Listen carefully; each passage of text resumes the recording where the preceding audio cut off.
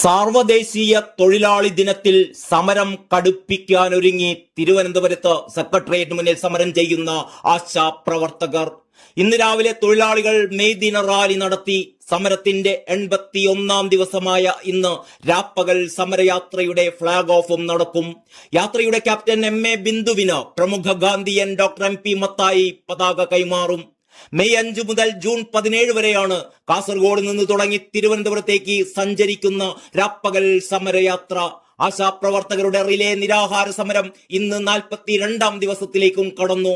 N Shobhanakumari, Lekha Suresh, P ലാര്യ എന്നിവരാണ് നിരാഹാര സമരം അനുഷ്ഠിക്കുന്നത്.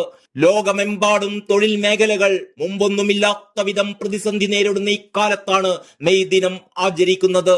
1890 മുതലാണ് മെയ് 1 ലോക തൊഴിലാളി ദിനമായി ആചരിക്കപ്പെട്ടു തുടങ്ങിയത്. അസംഘടിത തൊഴിലാളി മേഖലയിലെ ചൂഷണങ്ങൾക്കെതിരെ ഉയർന്നുവന്ന പ്രക്ഷോഭമായിരുന്നു അത്.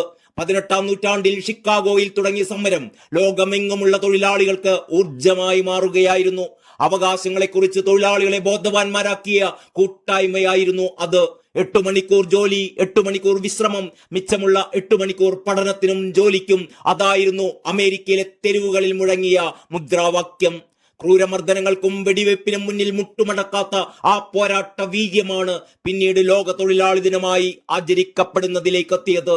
അവകാശവും കർത്തവ്യവും രണ്ടല്ല എന്ന് ഓർമ്മിപ്പിച്ച് വീണ്ടും സാർവദേശീയ തൊഴിലാളി ദിനം എത്തുമ്പോൾ ഒട്ടും ആശാവഹമല്ല കാര്യങ്ങൾ. ലോകത്ത് പലയിടത്തും തൊഴിലിടങ്ങൾ സമ്മർദ്ദ കേന്ദ്രങ്ങളായി മാറിയിരിക്കുകയാണ്. കൂട്ടപ്പിരിച്ചുവിടലുകൾ എങ്ങും അന്യമല്ലാതായി മാറുന്നു. എങ്ങും അരക്ഷിതാവസ്ഥയാണ്. ലാഭനഷ്ട കണക്കുകളിൽ തൊഴിലിടങ്ങൾ ഇഴകീറി പരിശോധിക്കപ്പെടും. ഇന്ത്യയിൽ ഉൾപ്പെടെ സർക്കാർ സ്വകാര്യ മേഖലകൾ പീഡന കേന്ദ്രങ്ങളായി മാറിക്കൊണ്ടിരിക്കുന്നു. അധികാര കേന്ദ്രങ്ങൾക്ക് നേരെ ഉയരുന്ന പ്രതിഷേധങ്ങൾക്ക് മാധ്യമ ശ്രദ്ധയിൽ നിന്ന് പുറത്താകുന്നതുവരെ മാത്രമാണ് ഇന്ന് ആയുസ്.